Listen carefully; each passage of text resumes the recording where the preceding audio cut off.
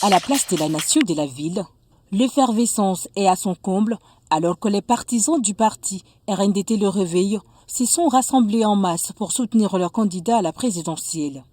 Dès l'entrée, une foule compacte et colorée s'entasse, portant des banderoles ou slogans revendicateurs. L'atmosphère est électrique, marquée par un mélange de ferveur et d'excitation.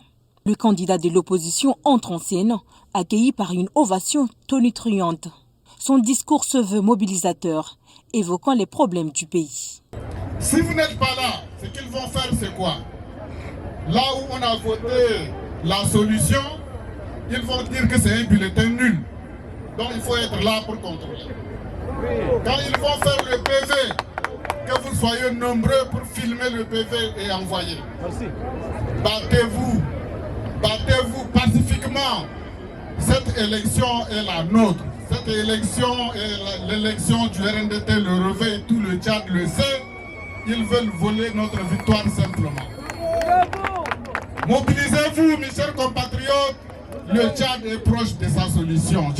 Il faut noter que le candidat du RNDT Le Réveil, Pahimi Padaki Albert, est attendu à Mongo cet après-midi.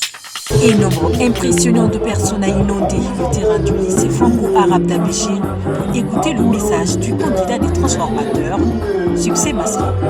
Et lorsque 17h30 a sonné, l'homme a fait une apparition spectaculaire au milieu de ses véhicules. Pendant 48 heures, il a prononcé son discours en mélangeant les deux langues officielles du pays. Succès Masra n'a pas manqué d'exposer aux Abéchois une série de problèmes qu'il entend résoudre grâce à leur soutien. Cette ville qui offre l'humanité au monde, Abéché, a été abandonnée. Vous leur avez donné 34 ans de pouvoir. Ils ne sont même pas capables de vous donner de l'eau à boire. Et ils ont l'indécence de venir vous demander encore un pouvoir. Ils n'en auront plus. Alors c'est terminé. C'est terminé. Et le peuple doit être capable de reprendre en main sa vie, mes chers compatriotes. Alors, votre courage et votre résilience, c'est ça qui va nous permettre d'y arriver. Conscient que de nombreux militants et sympathisants n'ont pas de carte d'électeur et pourraient donc ne pas voter le jeudi, Succès Masra donne de l'espoir. Si vous êtes enregistré et que vous n'avez pas votre carte d'électeur, ce n'est pas un problème. Avec votre carte d'étudiant, avec votre acte de naissance, avec votre carte d'identité, vous pouvez aller voter pour le candidat numéro 7. Vous avez compris? Cette nouvelle réjouit ces militants qui veulent que leur voix soit comptée le 6 mai prochain. Ce sont elles, les femmes autour de midi 24. Une vingtaine dont la mission est de sensibiliser leurs sœurs du Canem à voter pour le candidat de la coalition Tchad Uni.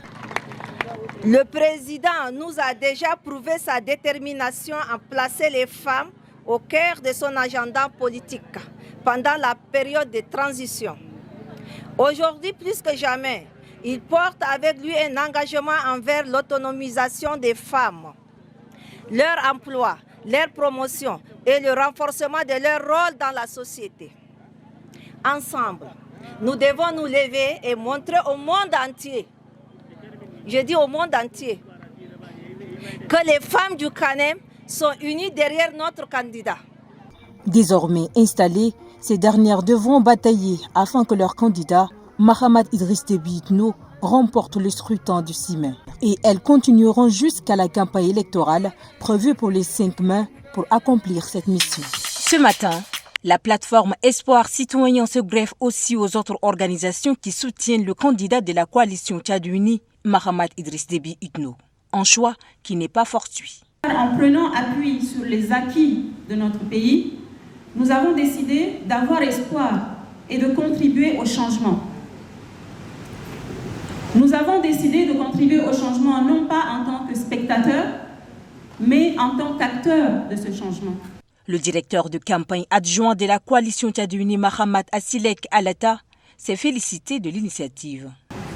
Je ne pourrais que encourager l'initiative qui a été faite et vous trouverez de nos côtés tous les supports possibles vous permettant pour vous faciliter le travail que vous avez initié. Nous, au niveau de la direction nationale de campagne, le rapporteur qui est là, moi-même, nos portes sont ouvertes. Quand vous avez des revendications, vous avez des insuffisances, venez nous voir, nous serons là.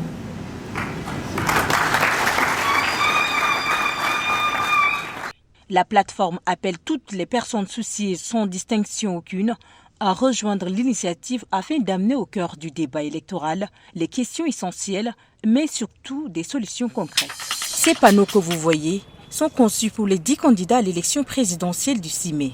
Et ce matin, une équipe dirigée par le chef des missions de l'Agence nationale de gestion des élections a fait un tour dans les grands axes de la ville de N'Djamena pour visiter ces mobiliers publicitaires urbains dédiés à l'affichage des visuels des candidats.